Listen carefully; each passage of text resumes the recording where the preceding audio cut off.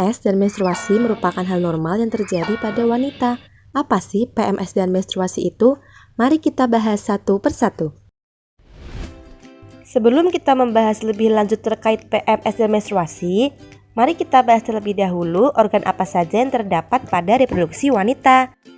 Ada beberapa macam organ reproduksi wanita, antara lain ovarium, tuba falopi, uterus, serviks, dan vagina.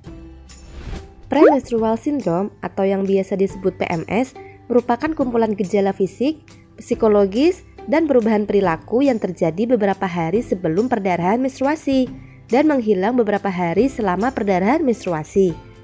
Kemudian, pengertian dari menstruasi adalah menstruasi merupakan perdarahan yang terjadi karena lepasnya lapisan dinding rahim pada uterus yang keluar berupa darah haid, mengalir dari serviks, kemudian keluar dari tubuh melalui vagina. Apa itu siklus menstruasi?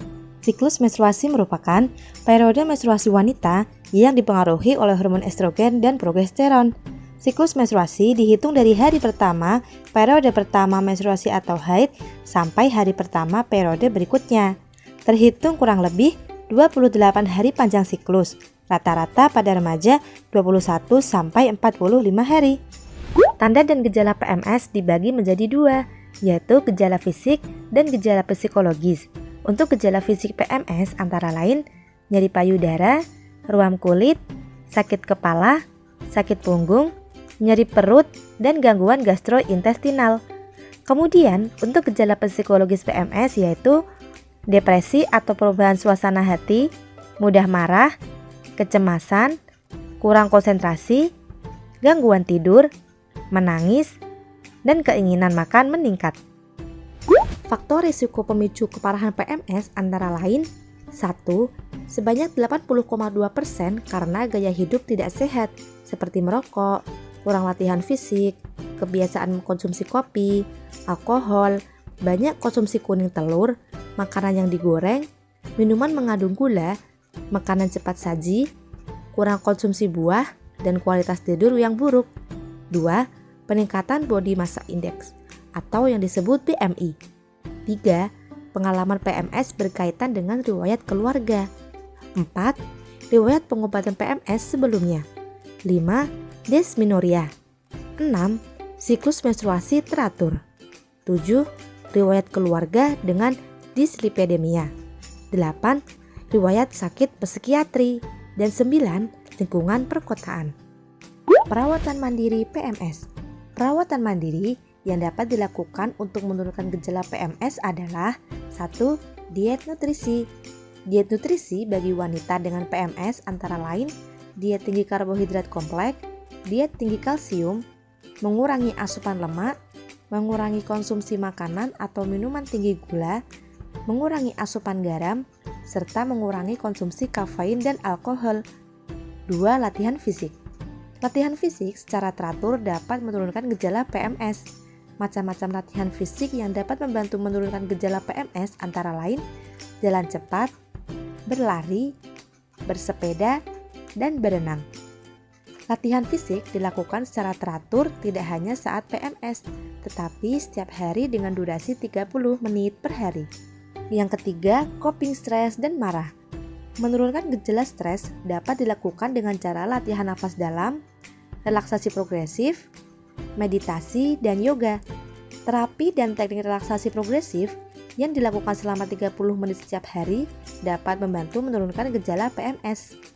Selain itu, gejala stres dan marah dapat dimanajemen dengan tindakan dan pikiran yang positif, antara lain 1. Menghindari bahaya yang memicu stres dan marah saat perasaan sensitif selama PMS. 2. Menyadari dan menerima perubahan kondisi selama PMS.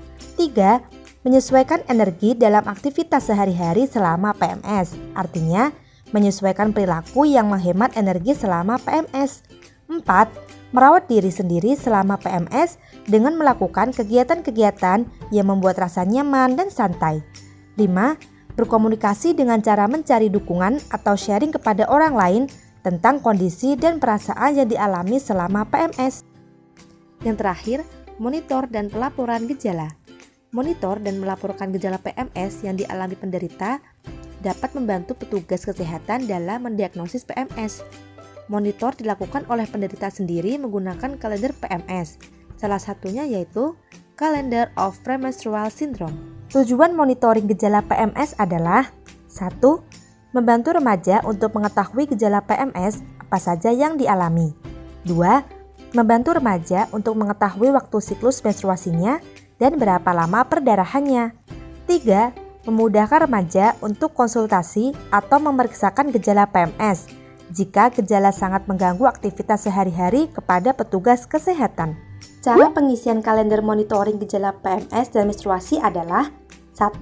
Hari 1 adalah hari pertama perdarahan. Silanglah pada kolom hari 1 jika keluar bercak darah sampai tidak ada bercak darah. 2. Tulislah gejala PMS yang muncul sesuai tingkatannya.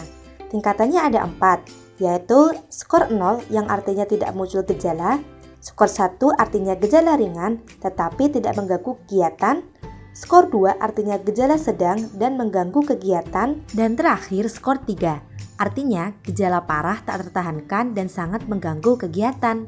3. Tulislah gejala lain yang muncul sesuai tingkatannya. 4. Tulislah obat apapun yang diminum sesuai harinya, berilah tanda silang pada kolom.